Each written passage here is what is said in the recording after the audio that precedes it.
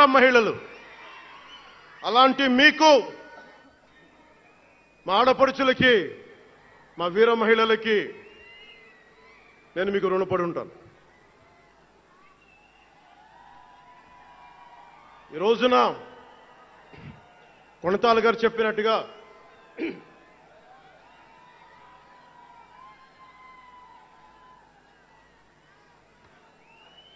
Senior నాయకులు కొణతాల గారు చెప్పినట్టుగా ఈరోజు హోలీ పర్వదినం. రంగులు, ఉత్సాహం, మైత్రిని పంచే పండగ.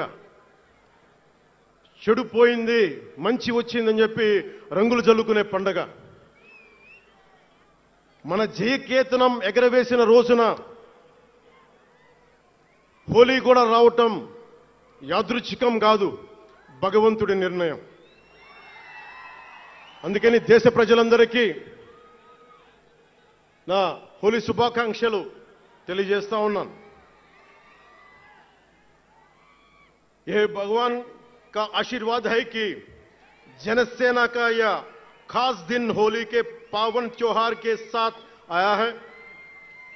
मेरे लिए होली रंगों का त्योहार है, एकता का त्योहार है, दोस्ती का उत्सव है, खुशी और उल्लास का पर्व है. इस शुभ अवसर पर मैं इस मंच से, पिठापुरम से आप सभी को होली की हार्दिक शुभकामनाएं देता हूं. తమిళనాడు నుంచి నాకు ఎంతో ప్రేమనిచ్చారు. మన స్పీచ్లు చూస్తారంటే నాకు తెలియదు. మన తమిళనాడు పర్యటనకి వెళ్తే అందరూ నాకు ఎంతో ప్రేమనిచ్చారు. షణ్ముఖ యాత్రకి వెళితే నేను తమిళనాడులో చాలా కీలకమైన దశలో ఉన్నవాడిని, పెరిగినవాడిని.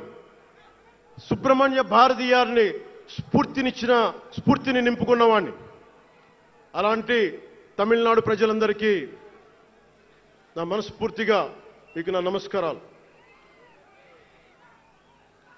రమణ మహర్షి ఉళ్ళిట్ట ఎన్నట్లు సిద్ధర్గల్ వాళింద సిద్ధపేట్ల సిద్ధర్ భూమి ఉలహ పుదుమరియం తిరుక్కురళవై உலகுக்கு தந்த ஞான பூமி அச்சமில்லை என முழுங்கிய மகாகவி பாரதியார் வீரபூமி உலகத்தை ரட்சிக்கும் கந்தசஷ்டி கவசம் எனும் அருண்கோடை தந்த ஆன்மீக பூமியாம் தமிழகத்தை சேர்ந்த என் அன்பு உள்ளங்களுக்கு எனது அன்பு நிறைந்த வணக்கங்கள். మన మహారాష్ట్రకి వెళితే నాకు మహారాష్ట్రలో అభిమానులు ఉంటారు. అది కూడా రాజకీయ పరంగా ఉంటారు, సినిమాల పరంగా కాకుండా అని నాకు తెలియలే. ఎంతో ప్రేమనిచ్చారు.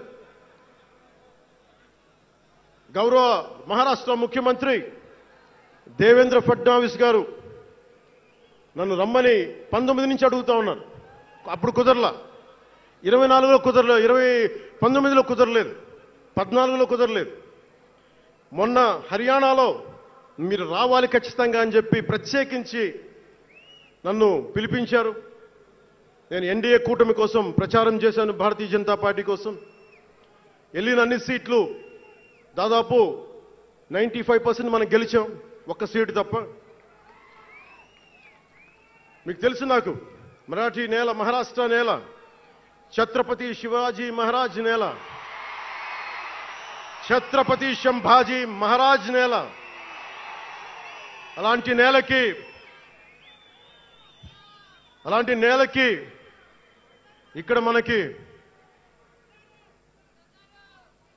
ఉన్నారా మీరు? ఓకే. ఇక్కడ మన స్వామీజీ పేరేంటి? ఇక్కడ మన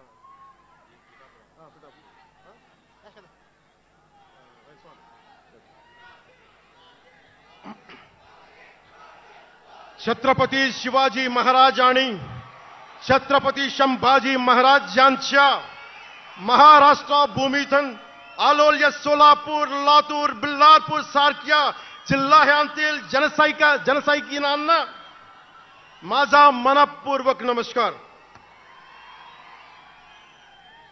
అలాగే కర్ణాటక నుంచి వచ్చిన అభిమానులకి, ಕರ್ನಾಟಕದಿಂದ ಈ ಹಬ್ಬಕ್ಕೆ ಆಗಮಿಸಿದ ನನ್ನ ಜನ ಸೈನಿಕರಿಗೆ, ನನ್ನನ್ನು ಪ್ರೀತಿಸುವ ಕರ್ನಾಟಕದ ಜನ ಸೈನಿಕರಿಗೆ హృత్పూర్వక నమస్కారాలు. చాలా భాషలు అయిపోయినాయి కదా. అది మీకు అర్థమైంది కదా. రెండు భాషలు ఒక్క భాషలా కాదు. భారతదేశానికి కావాల్సింది తమిళనాడుతో సహా we need multiple languages, not just two.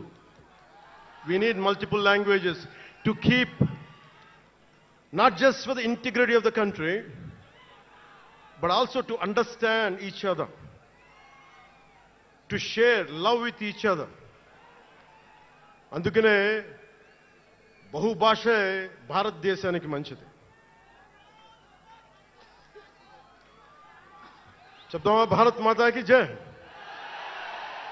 బోలో భారత్ మాతాకి.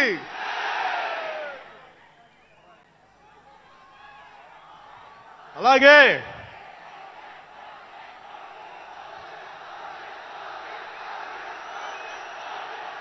చేద్దాం చాలా వస్తుంది. ఇందాక స్టేజ్ పైకి వచ్చేటప్పుడు కిందకి వెళ్ళా. మళ్ళీ సభ ముందు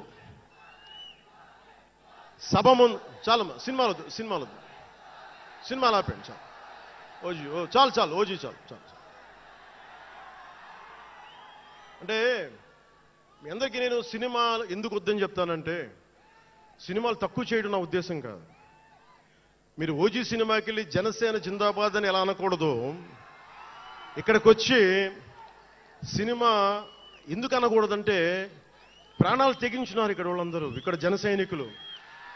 ఎందుకు సినిమా మాట్లాడకూడదు అంటే, 450 మంది పైచీలకు జన సైనికులు సినిమాలను కాదు సిద్ధాంతాలు నమ్మి చనిపోయారు. వారి గౌరవం కోసం.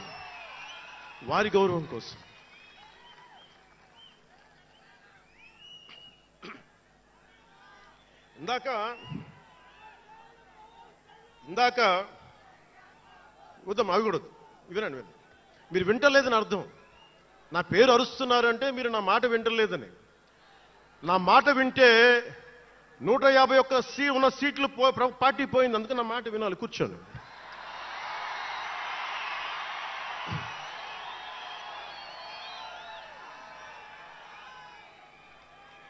ముందుగా నేను 11 సంవత్సరాల క్రితం పార్టీ పెట్టినప్పుడు, ఈరోజు మీకు డేటాలు చెప్పను, ఎన్డీఏ ప్రభుత్వం గురించి వీటిని చెప్పలేను.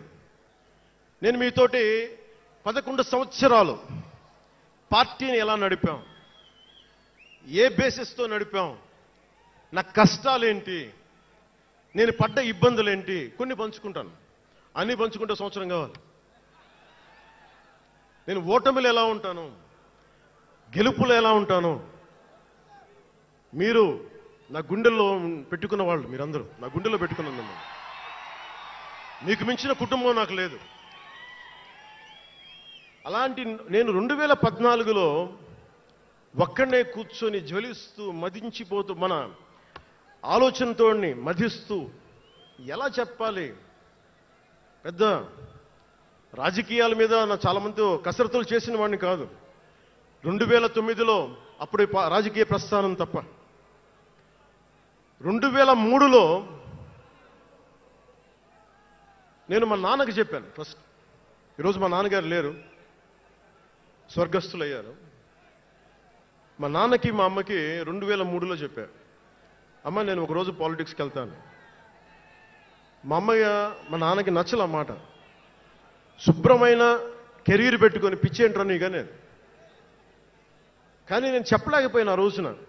నేను సినిమాలని దృష్టిలో పెట్టుకొని ఎదగలేదు, సమాజాన్ని దేశాన్ని దృష్టిలో పెట్టుకొని ఎదిగాను. సినిమా నాకు ఉపకరణం అయింది, కానీ సినిమా నా జీవితం కాలం. చెప్పలేకపోయినా ఆ రోజున. నన్ను చాలామంది, మీరు అందరికీ నాకు గద్దరన్న ఎలా పరిచయం అనుకుంటున్నారు మీరు? రాజకీయాల ద్వారా కాదు. గద్దరన్న ఖుషీ సినిమా చూసి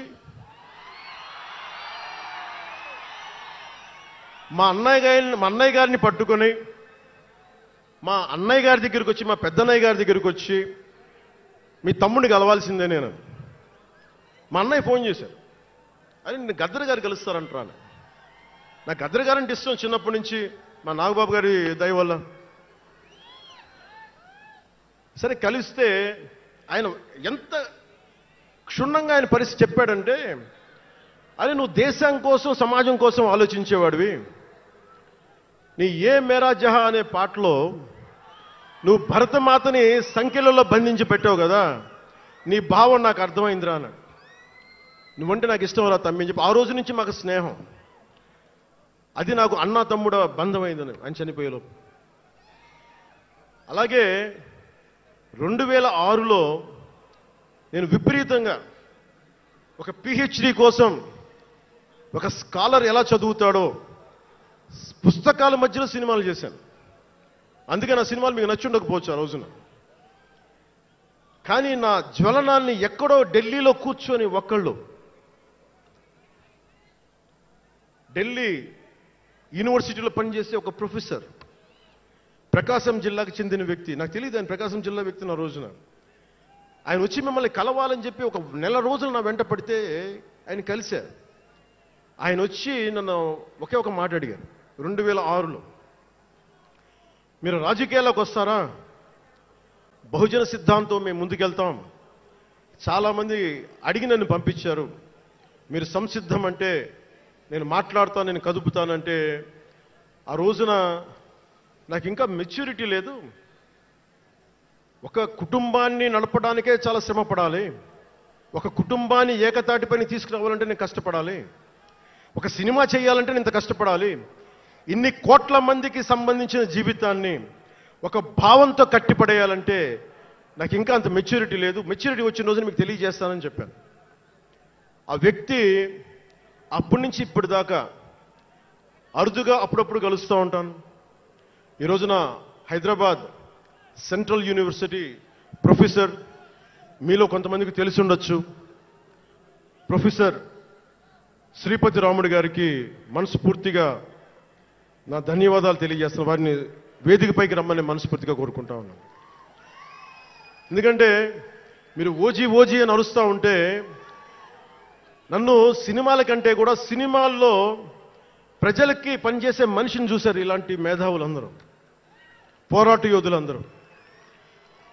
సో నాకు ఎప్పుడు కూడా ఆయన